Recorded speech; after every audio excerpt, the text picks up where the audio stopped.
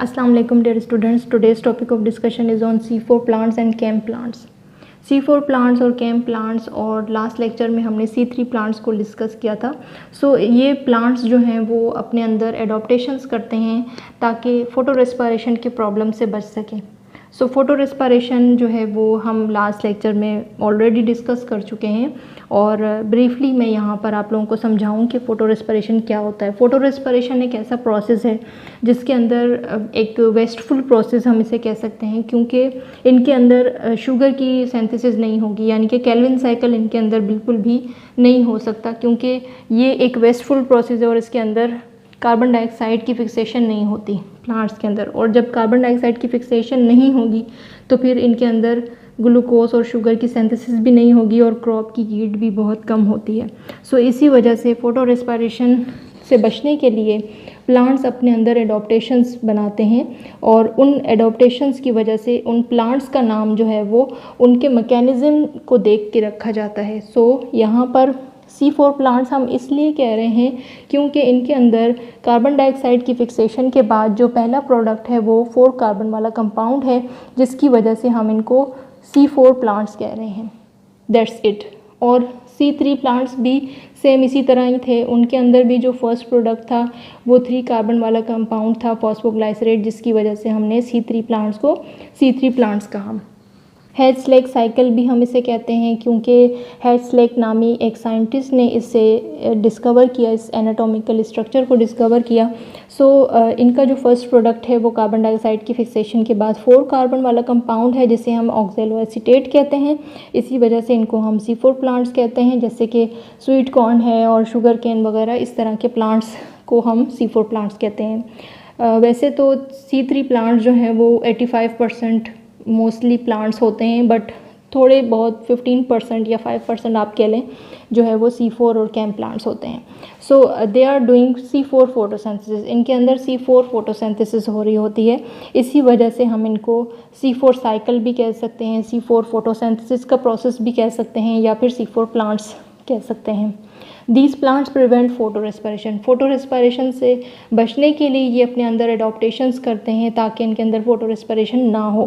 C4 plants have 2 type of photosynthetic cells. इनके अंदर 2 type of photosynthetic sales होते हैं, जबकि C3 प्लांट्स के अंदर सिर्फ 1 टाइप ऑफ फोटोसिंथेटिक सेल्स थे जिसे हम मीज़ोफिल्स कह रहे थे. उनके अंदर डायरेक्टली मीज़ोफिल के अंदर केल्विन साइकिल परफॉर्म हो रहा था, बट यहाँ पर 2 टाइप ऑफ सेल्स होंगे. इनका एनाटॉमिकल स्ट्रक्चर चेंज है. फर्स्ट सेल जो है वो मीज़ोफिल सेल है जिसके अंदर कार्बन डाइऑक्साइड की इनकॉर्पोरेशन होगी with the help of enzyme. कौन सा एंजाइम है? फॉस्फोइनोल पायरुवेट कार्बोजाइलेज एंजाइम, जिसे हम PEP कार्बोजाइलेज एंजाइम कह रहे हैं. और फिर इनकी जो पूरा साइकिल होगा परफॉर्म, उसके बाद जाके केल्विन साइकिल होगा जिसे हम बंडल शीथ सेल्स के अंदर देखेंगे. केल्विन साइकिल का जो प्रोसेस है वो बंडल शीथ सेल में होगा by the help of Rubisco enzyme. Plants के अंदर एनाटॉमिकल स्ट्रक्चर को अगर हम देखें तो सरफेस पे एपिडर्मल सेल्स होते हैं, उसके बाद मीज़ोफिल सेल्स होते हैं, और मीज़ोफिल सेल्स के बाद बंडल शीथ होती है और फिर वेस्कुलर बंडल्स होते हैं. नॉर्मली C3 प्लांट्स में मीज़ोफिल सेल्स में डायरेक्टली केल्विन साइकिल हो रही होती है, बट यहाँ पर जो केल्विन साइकिल है वो बंडल शीथ में होगी. यहाँ पर इनका स्ट्रक्चर अगर हम देखें तो ये मीज़ोफिल सेल्स हैं, ये बंडल शीथ है और ये वेस्कुलर बंडल्स हैं. वेस्कुलर बंडल्स जाइलम और फ्लोएम को हम कहते हैं, जिसके ज़रिए फूड एंड वाटर की ट्रांसपोर्टेशन होती है.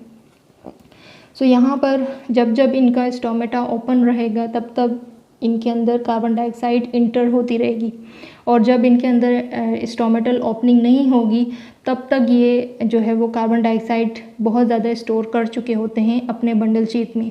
यहाँ पर 2 बार कार्बन डाइऑक्साइड की फिक्सेशन होगी. इस वजह से ये ज़्यादा से ज़्यादा कार्बन डाइऑक्साइड को स्टोर कर लेते हैं ताकि इन फ्यूचर अगर इनके अंदर ऑक्सीजन की कंसंट्रेशन ज़्यादा हो जाए तो ये फ़ोटो रेस्पिरेशन से बच जाएं, क्योंकि यहाँ पर इनकी ऑक्सीजन से ज़्यादा जो है वो कार्बन डाइऑक्साइड की फिक्सेशन हो चुकी होती है यहाँ पर.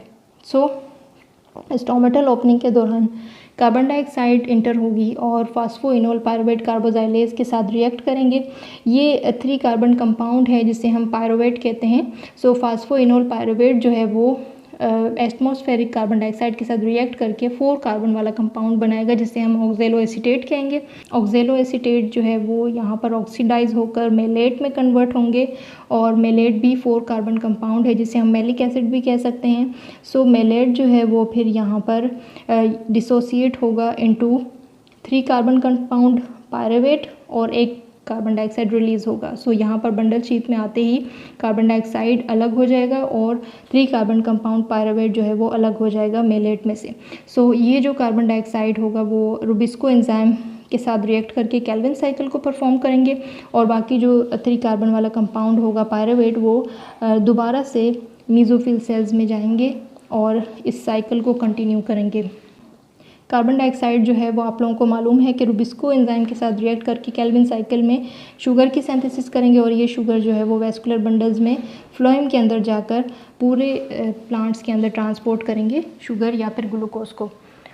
सो ये मैकेनिज़्म है जिसके अंदर ज़्यादा से ज़्यादा कार्बन डाइऑक्साइड की कंसंट्रेशन को बंडल शीट में इंक्रीज़ कर दिया जाता है ताकि फ़ोटो रेस्पिरेशन ना हो सके। सो यहाँ पर अगर कार्बन डाइऑक्साइड की कंसंट्रेशन ज़्यादा होगी और ऑक्सीजन की कम होगी तो फ़ोटो रेस्पिरेशन से बचा जा सकेगा। सो इस प्रोसेस की वजह से हम इन प्लांट्स को C4 प्लांट्स कह रहे हैं। कैम प्लांट्स की एब्रीवेशन है क्रेसुलेशन, C से क्रेसुलेशन, A से एसिड एंड M से मेटाबॉलिज्म। सो क्रेसुलेशन एसिड मेटाबॉलिज्म इसे हम कहते हैं और शॉर्ट फॉर्म में कैम प्लांट्स हम इनको कहते हैं क्योंकि ये क्रेसुलेशन फैमिली से बिलोंग करते हैं ये प्लांट्स।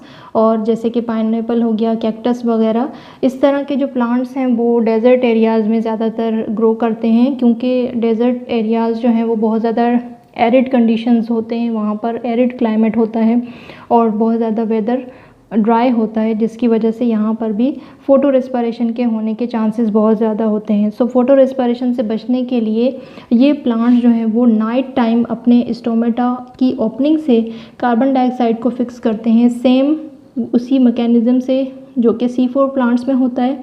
बट इनके अंदर सिर्फ इतना डिफरेंस है कि ये नाइट टाइम कार्बन डाइऑक्साइड की फिक्सेशन करते हैं और डे टाइम ये अपने स्टोमेटा क्लोज़ कर देते हैं। नाइट टाइम कार्बन डाइऑक्साइड की फिक्सेशन करते हैं अपने मेसोफिल सेल्स में सेम C4 प्लांट्स की तरह, और जैसे ही ये अपने मेसोफिल सेल्स में कार्बन डाइऑक्साइड की फिक्सेशन कर लेते हैं और फिर कार्बन डाइऑक्साइड को जो है वो ये अपने बंडल शीट में जो है वो कन्वर्ट नहीं करते।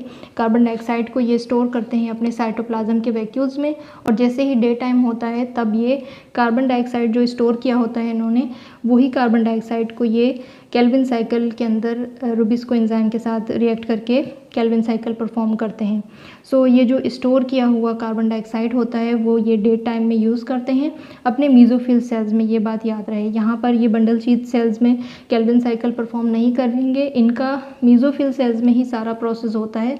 बट यहाँ पर सिर्फ इतना डिफरेंस है कि ये कार्बन डाइऑक्साइड की फिक्सेशन नाइट टाइम करते हैं जब इनके स्टोमेटा ओपन होते हैं।